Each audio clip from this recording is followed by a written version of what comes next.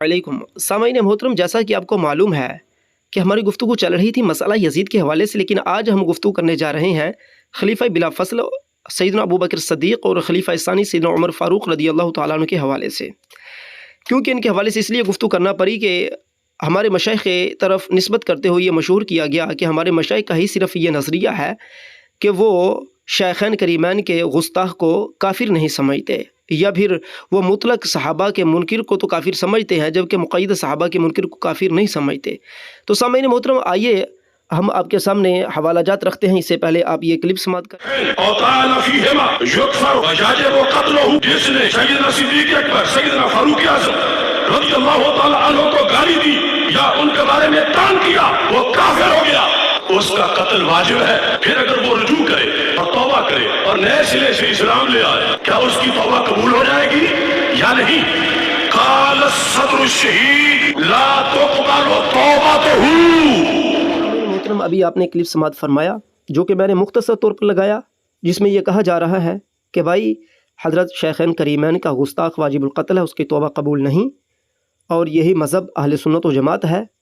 میں اس کے متعلق یہاں پر عرض کرنا چاہتا ہوں کہ ہماری مخالفت میں کسی نے ہمارے بزرگوں کا کلپ کاٹ کر لگایا اور یہ باور کروانے کی کوشش کی کہ یہ وہ لوگ ہیں جو کہ صحابہ کی عظمت کو بھی نہیں جانتے۔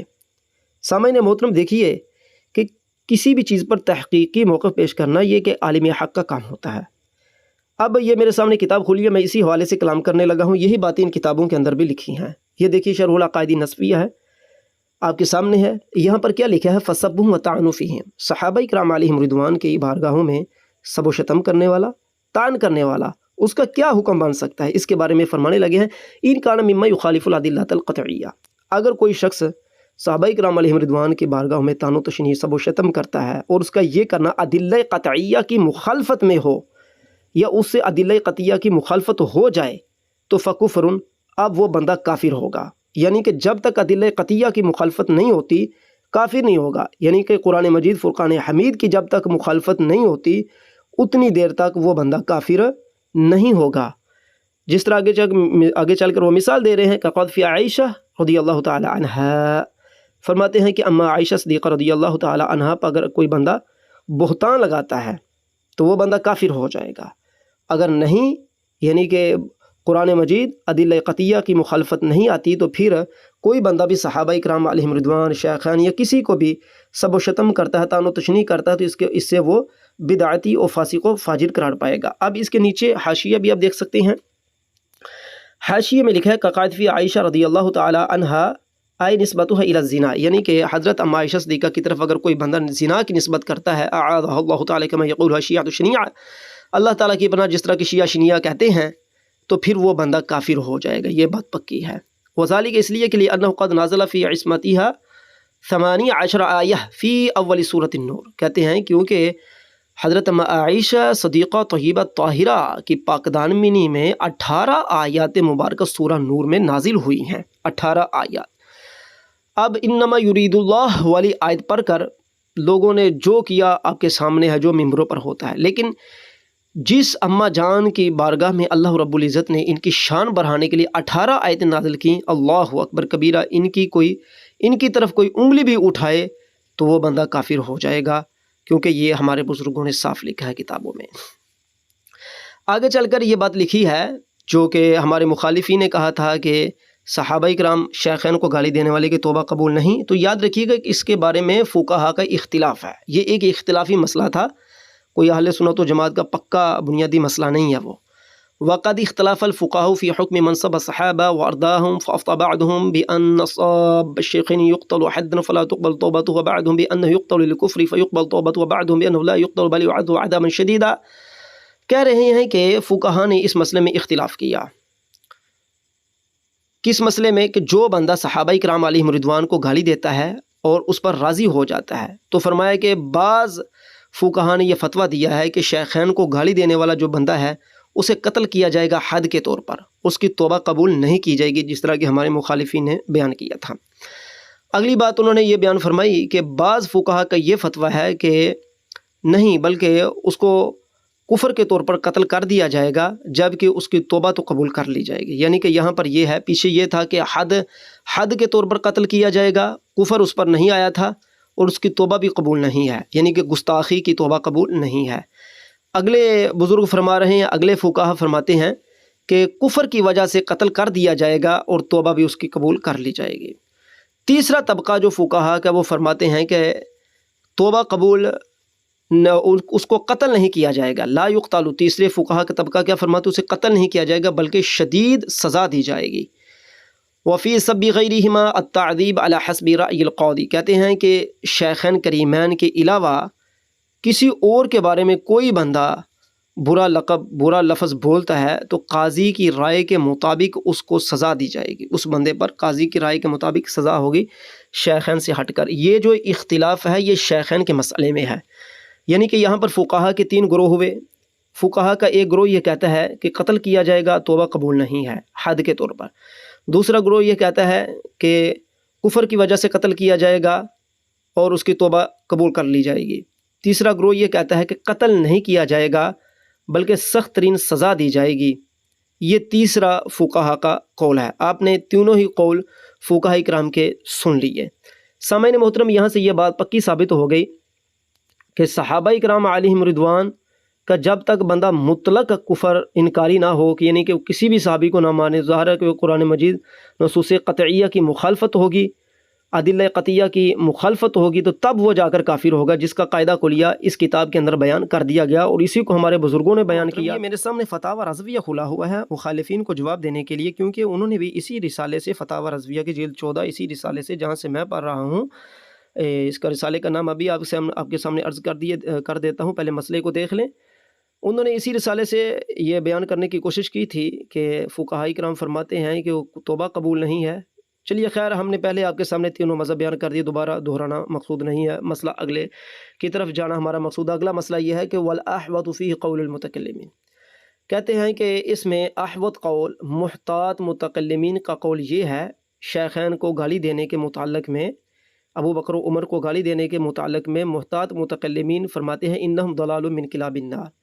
وہ بندہ جو ایسا کرتا ہے وہ گمراہ اور جہنمی کتا ہے، لا کفار و بھی ناخذ، اعلیٰ حضرت فرماتے ہیں وہ کافر نہیں، اور یہی ہمارا مسلک ہے۔ یعنی کہ محتاط متکلمین کا یہ فرمانا ہے کہ شیخین کریمین کو گالی دینے والا، انہیں برا بلا کہنے والا، ان کا انکار کرنے والا جو بندہ ہے وہ گمراہ اور جہنمی کتا ہے، کافر نہیں، اور یہی ہمارا مسلک ہے، یعنی کہ اسے ہی اعلیٰ حضرت امام اہل سنت نے اپنا مسلک قرار دیا۔ ابھی آپ مجھے کہیں گے کہ بھائی آپ نے آخر میں اس بات کو پڑھ دیا، جبکہ اس ویڈیو میں تو ہم نے کچھ اور سنا تھا آپ کے مخالفین سے۔ جی ہاں، جو کچھ آپ نے سنا تھا وہ اس رسالے کے اندر موجود ہے، لیکن نتیجہ شاید کہ انہوں نے نہیں بتایا۔ نتیجہ یہی ہے جو اعلیٰ حضرت علیہ رحمہ نے لکھا ہے، اور اسی پر ہم بھی کاربند ہیں، اور اسی کو ہمارے مشائخ نے بیان فرمایا تھا کہ وہ گمراہ ہے، جہنمی کتا ہے، کافر اس کو ہم نہیں کہہ سکتے، اور یہی ہمارا مسلک ہے۔ کیونکہ حضرت علی رضی اللہ تعالیٰ عنہ سے ایسا ہی ثابت ہے کہ جب آپ نے نہروان میں یا اس کے علاوہ جہاں پر بھی جا کر آپ نے اپنے مخالفین کو، جو کہ آپ کے مخالف ہو گئے تھے، وہ لوگ جن کو خوارج کہا جاتا ہے، ان کو قتل کیا تھا تو بغاوت کی وجہ سے کیا تھا۔ خیر، اور کتاب میرے سامنے کھلی ہے، اس کا تعارف آخر میں عرض کر دیں گے۔ یہاں پر سب سے پہلے ایک روایت سن لیجئے سند کے ساتھ جو آ رہی ہے حضرت علی رضی اللہ تعالیٰ عنہ سے۔ حضرت علی فرماتے ہیں یخرج فی آخر زمان قوم لهم نبض یقال لهم الرافضہ یعرفون به وینتحلون شیعتنا ولیس من شیعتنا۔ آپ فرما رہے ہیں کہ آخری زمانے میں ایک قوم نکلے گی جن کی پہچان، جن کا برا لقب یہ ہوگا کہ وہ، ان کا لقب ہوگا رافضہ، ان کا لقب، برا لقب کیا ہوگا؟ رافضہ، اور وہ اسی سے پہچانے جائیں گے، اور وہ اپنے آپ کو ہماری طرف دعویٰ یہ کریں گے کہ ہمارے وہ شیعہ ہیں۔ حضرت علی فرماتے ہیں کہ وہ دعویٰ کیا کریں گے؟ وہ ہمارے شیعہ ہیں۔ وَلَيْسُ مِنْ شِيعَتِنَا، فرماتے وہ ہمارے شیعہ نہیں ہیں۔ وَآیَةُ ذَلِكَ أَنَّهُمْ، آگے چل کر وہ فرما رہے ہیں کہ ان کی نشانی یہ ہے کہ وہ حضرت ابو بکر صدیق، حضرت عمر کو گالی دیں گے۔ أَيْنَمَا أُدْرِكْتُمُوهُمْ فَاقْتُلُوهُمْ فَإِنَّهُمْ مُشْرِكُونَ، آپ فرماتے ہیں کہ جہاں پھر تمہیں وہ لوگ ملے ان کو قتل کرو، اس لیے کہ وہ مشرک لوگ ہیں۔ یہ حضرت علی رضی اللہ تعالیٰ سے روایت آ رہی ہے۔ اس قسم کی دوسری روایت بھی حضرت علی سے آ رہی ہے، ایک علیحدہ سند کے ساتھ۔ کہتے ہیں کہ قال سمیعت علیا یقول یکون فی آخر الزمان قوم لهم نبض یسمون الرافضہ،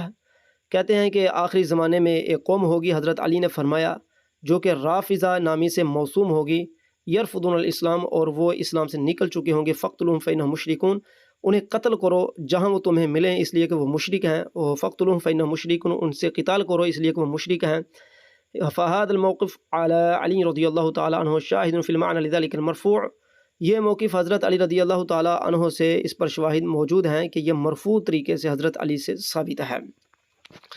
سامعین محترم، یہ تو ویسے میں نے دو روایتیں آپ کے سامنے رکھی ہیں آپ کے علم کے لیے، وگرنہ میں آپ کو لے چلتا ہوں کتاب کی ابتدائی صفحات کی جانب۔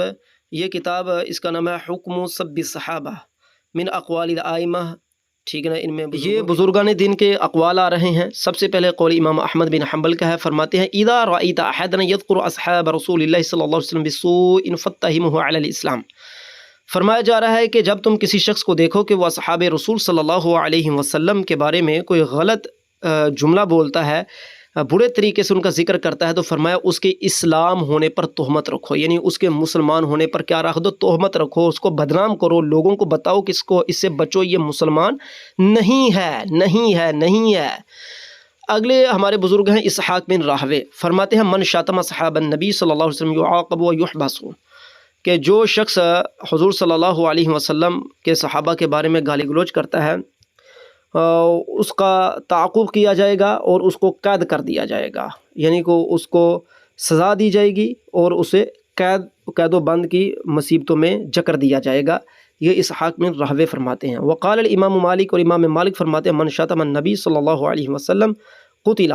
جو حضور صلی اللہ علیہ وسلم کو گالی دیتا ہے اسے قتل کیا جائے گا۔ ومن سب اصحاب ادب، اور جو بندہ صحابہ کرام علیہم رضوان کو برا بلا کہتا ہے تو اسے تعدیبی طور پر اس پر تعدیبی کارروائی کی جائے گی۔ آگے وقال القاضی ابو یعلا، قاضی ابو یعلا فرماتے ہیں الذی علیہ الفقہ فی سب صحابہ ان کان مستحلا لذالک کفر وان لم یکن مستحلا فسق، فرمایا جا رہا قاضی ابو یعلا فرماتے ہیں، فقہا فرماتے ہیں کہ صحابہ کرام علیہم رضوان کے بارے میں جو کوئی گالی گلوچ کرتا ہے، اگر کوئی بندہ صحابہ کے بارے میں گالی گلوچ کرتا ہے کہ حلال ہے تو فرمایا پھر تو وہ کرنے والا کافر ہو جائے گا، اور اگر وہ یہ نہیں سمجھتا، یعنی کہ حلال سمجھ کر نہیں سمجھتا گالی کرتا بلکہ ویسے کرتا ہے، تو فرمایا وہ فاسق و فاجر ہو جائے گا۔ ظاہر ہے کہ اگر وہ حلال سمجھ کر کرے گا تو ادلہ قطعیہ کی مخالفت آئے گی، جس طرح کہ ہم نے پیچھے آپ کے سامنے بیان کیا ہے۔ آگے شیخ الاسلام ابن تیمیہ کے حوالے سے بھی یہاں پر لکھا ہوا ہے من زعم ان صحابۃ ارتدوا بعد رسول اللہ الا نفر قلیلا، کہہ رہے ہیں کہ کوئی شخص اگر یہ گمان کرتا ہے کہ صحابہ کرام علیہم رضوان حضور صلی اللہ علیہ وسلم کے بعد پھر گئے تھے، بعد تھوڑے سے رہ گئے تھے، لا یبلغون بضعۃ عشر نفسا وانہم تو فسقوا عامتہم فہذا لا ریب فی کفر، کہا جا رہا ہے کہ اگر کوئی، یہ ابن تیمیہ کہہ رہا ہے کہ کوئی شخص یہ کہے کہ حضور صلی اللہ علیہ وسلم کے بعد صحابہ جو تھے وہ تو راہ ہدایت سے پھر گئے تھے سوائے چند کہ وہ 10 تک بھی بمشکل پہنچتے ہیں، تو یا پھر وہ صحابہ اکرام علیہم رضوان کو جو ہے وہ فاسق و فاجر کہے، تو ابن تیمیہ کہتا ہے کہ لا ریب فی کفر ہی، تو پھر ایسے لوگوں کے کفر میں کوئی شک نہیں ہے، کیونکہ ظاہر وہ اتنی بڑی صحابہ اکرام علیہم رضوان کی جماعت ہے جن کے بارے میں قرآن مجید میں نصوص آئی ہیں، تو شیخ ابن تیمیہ نے یہ حکم لگایا کہ اس میں ان کے کفر ہونے میں کوئی شک نہیں۔ آگے چل کر وقال ابو زرع الرازی، ابو زرع رازی فرماتے ہیں کہ جب تم کسی شخص کو دیکھو اذا رأیت الرجل ينتقد احد من اصحاب النبی فاعلم انه زندیق، فرمایا جا رہا ہے کہ جب تم کسی شخص کو دیکھو کہ وہ صحابہ کرام علیہم رضوان میں سے کسی ایک ذات میں کمی کرتا ہے، ان کی شان میں کمی کرتا ہے، یعنی کہ نقص نکالتا ہے، تو جان لو کہ وہ بندہ زندیق ہے، یعنی کہ وہ بندہ ملحد ہے، زندیق ہے، دار اسلام سے خارج ہے، اس لیے کہ انا رسول اللہ صلی اللہ علیہ وسلم حق، کیونکہ حضور حق ہیں، والقرآن الکریم حق، اور قرآن کریم حق ہے، اور جو کچھ ہمارے پاس آیا ہے وہ حق ہے، اور یہ جو کچھ ہمارے پاس پہنچا ہے کلہ الصحابہ وانما اضاء الینا ذلک کلہ الصحابہ، تو جو کچھ بھی ہماری طرف آیا ہے سارا کچھ صحابہ کرام علیہم رضوان نے پہنچایا ہے۔ آگے فرما رہے وہؤلاء زنادقہ یریدون ان یجرحوا شہودنا، کہہ رہے ہیں کہ یہ جو زنادقہ ہے نا، یہ جو بے دین ہے، صحابہ کرام پر بکواسات کرنے والے ہیں، یہ ہمارے پاس جنہوں نے دین پہنچایا ہے ان پر جرح کر کے کرنا کیا چاہتے ہیں، لیبطلوا الکتاب والسنہ، کہ تاکہ ان پر جرح کر کے ہم ابو بکر و عمر پر یا دیگر صحابہ پر، حضرت امیر معاویہ پر جرح کریں اور کتاب و سنت کو باطل کر دیں۔ فالجرح بہم اولی، تو آپ فرماتے ہیں کہ صحابہ کرام پر جرح کرنے کی بجائے یہ جو لوگ بکواسات کرتے ان پر جرح کرنا سب سے بہتر کام ہے، ان پر جرح کی جائے گی۔ یہ تو کچھ ہم نے آپ کے سامنے اقوال پیش کیے ائمہ امت کے کہ جنہوں نے صحابہ کرام علیہم رضوان کو گالی دینے کے بارے میں جو جو ان کے موقفات انہوں نے بیان فرمائے. اب ہم سامعین محترم یہاں پر لکھا الکافر بسبب الشیخین اور بسبب احدہما. کہتے ہیں جی شیخین کو یا ان میں سے کسی ایک کو گالی دینے کی وجہ سے کوئی شخص کافر ہو جاتا ہے تو اس کی کیا نوعیت بنتی ہے اور یہ کہاں سے یہ بات لی گئی ہے. یعنی کہ ہمارے جو مخالفین ہیں انہوں نے اس بات کو بیان کیا تھا. بہرحال ہم ان سے اس مسئلے میں اختلاف تو نہیں رکھتے تھے کیونکہ یہ فقہا کا مسئلہ تھا، لیکن اس کلپ کو ہمارے مخالف کر کے لگایا گیا نا، تو اس لیے اس کی وضاحت دینا اب ہم نے ضروری سمجھا. میں اس پر وضاحت دے رہا ہوں کہ یہ لکھا ہوا ہے کہ فی البحری عن الجوہراتی معزیاں للشہیدی فی سب شیخینی او طعن فیہما کفر، کہ بحر میں ہے اور بحر نے جوہرا سے امام شہید کی طرف نسبت کرتے ہوئے شیخین کی بارگاہ میں اگر کوئی بندہ سب و شتم کرتا ہے یا طعن و تشنیع کرتا ہے تو یہ کفر ہے. ان کتابوں میں یہ بات ہے، بحر میں جوہرا میں امام شہید کی طرف نسبت کرتے ہوئے، ٹھیک ہے نا. اور یہ بات بھی آئی ہے کہ ولا تقبل توبتہ، کہ اگر شیخین کو کوئی گالی دیتا ہے تو ان کی توبہ قبول نہیں. وبہ اخذ دبومسی، اور اسی بات کو دبومسی نے لیا، وہ ابو لیث نے لیا، اور انہوں نے کہا وہو المختار الفتویٰ انتہا. یہی جو مختار فتویٰ ہے جس طرح کہ آپ نے کلپ میں بھی مخالفین سے سنا تھا. یہاں پر سامنے دمومسی لکھا ہوا ہے جبکہ فتاوی رضویہ میں دبوسی ہے. آگے یہ کہا جا رہا ہے کہ اشباح کے جو مصنف ہیں انہوں نے اسی فتوے کو پکا رکھا، یہ کہتے ہوئے انہوں نے اس پر تھوڑی سی وضاحت دی. انہوں نے کہا کہ یہ جو کہا جا رہا ہے کہ اس کی توبہ قبول نہیں ہے، وہ حضور صلی اللہ علیہ وسلم کو گالی دینے کی وجہ سے توبہ قبول نہیں ہے. یہ نہیں ہے کہ جناب اس کی توبہ صحابہ کرام علیہم رضوان کو گالی دینے کی وجہ سے نہیں، بلکہ صحابہ کرام نہیں، حضور صلی اللہ علیہ وسلم کو گالی دینے کی وجہ سے اس کی توبہ قبول نہیں ہے، کیونکہ یہ مسئلہ معول ہے. وَهُوَ الَّذِي يَنبَغِي التَّعْوِيلُ عَلَيْهِ فِي الْإِفْتَاءِ وَالْقَضَاءِ. کہہ رہے ہیں کہ کیونکہ یہ مسئلہ معول ہو کر افتاء اور قضاء میں اس طرح بیان کیا جائے گا کہ اس کی نسبت جو ہے لجانب حضرت المصطفیٰ، کہ حضور صلی اللہ علیہ وسلم کی طرف اس کی نسبت معول کر کے کی جاتی ہے. یعنی کہ مطلب یہ ہے کہ شیخین کو کوئی بندہ بھی گالی دے گا تو شیخین کو گالی تو اس لیے دی جا رہی ہے کہ انہوں نے اسلام قبول کیا اور اسلام کو پھیلایا، اور ظاہر ہے کہ وہ ان کو اسلام کی وجہ سے گالی دی جا رہی ہے. اور اسلام تو ہے جو رسول اللہ صلی اللہ علیہ وسلم خود ہیں، تو رسول اللہ صلی اللہ علیہ وسلم کو گالی ہوئی تو یہ ایک معول بات، یعنی کہ تعویل کر کے اس طرف ہم جائیں گے کہ بھائی یعنی کہ اول کر کے، طویل کہہ رہا ہوں، اول کر کے ہم اس طرف جائیں. چل کر یہ کہا جا رہا ہے کہ لیکن فی النہری، نہر میں لیکن یہ بات آئی ہوئی ہے، وَهَذَا لَا جُودَ لَهُ فِي أَصْلِ الْجَوْهَرَةِ. کہتے ہیں کہ یہ جو مسئلہ بیان کر رہے ہیں کہ شیخین کو گالی دینے سے بندہ کافر ہو جاتا ہے اور اس کو یہ معول کرنا چاہیے، آگے چل کر بزرگوں نے اس کو معول کرنے کی کوشش کی، تو بھائی اصل بات یہ ہے کہ یہ مسئلہ جوہرہ میں تو ہے ہی نہیں تھا. یہ مسئلہ تو جوہرہ سے چلا تھا، تو اس میں تو یہ مسئلہ ہے ہی نہیں ہے. وَإِنَّمَا وُجِدَ عَلَى هَامِشٍ بَعْدَ نُسَخٍ. ہاں یہ ہے کہ بعض نسخوں کے ہامش میں، حاشیے میں اس بات کا تو اندراج ہے. فَأُلْحِقَ بِالْأَصْلِ مَعَ أَنَّهُ لَا ارْتِبَاطَ لَهُ بِمَا قَبْلَهُ انتہا. کہتے ہیں کہ حالانکہ اصل میں اس یہ جو حاشیے میں بات لکھی ہوئی تھی نا، اس کو کتاب کے متن کے ساتھ ملا دیا گیا، حالانکہ وہاں پر کوئی ربط بھی نہیں بنتا تھا، اس حوالے سے کوئی ربط بھی نہیں بنتا تھا. یعنی کہ یہاں پر آ کر یہ بات واضح کر دی گئی کہ یہ مسئلہ اصلاً ثابت ہی نہیں تھا. یہ مسئلہ کہ جو چلتا آ رہا تھا، دیکھیے کہ کئی کتابوں میں یہ مسئلہ چلتا ہے، جس طرح کہ آج ہمارے سامنے لوگ کہتے ہیں جی آپ یزید کو فاسق و فاجر کہنے سے نفی کرتے ہیں، تو فلاں کتاب میں ہے، فلاں کتاب میں ہے، فلاں کتاب میں. ابھی یہاں پر بھی تو یہی مسئلہ ہے کہ صحابہ میں سے شیخین کو گالی دینے والا جو بندہ ہے وہ کافر ہو جاتا ہے. یہ بات چلی ہے، بحر نے ذکر کی، انہوں نے کہا جی میں نے جوہرہ سے لیا ہے، جوہرہ والے کہتے ہیں جی ہم نے امام شہید کی طرف نسبت کر دی، ٹھیک ہے نا. وہ مسئلہ چلتا چلتا پھر دبوسی اور ابو لیث اور اسی پر مختار فتویٰ ہو گیا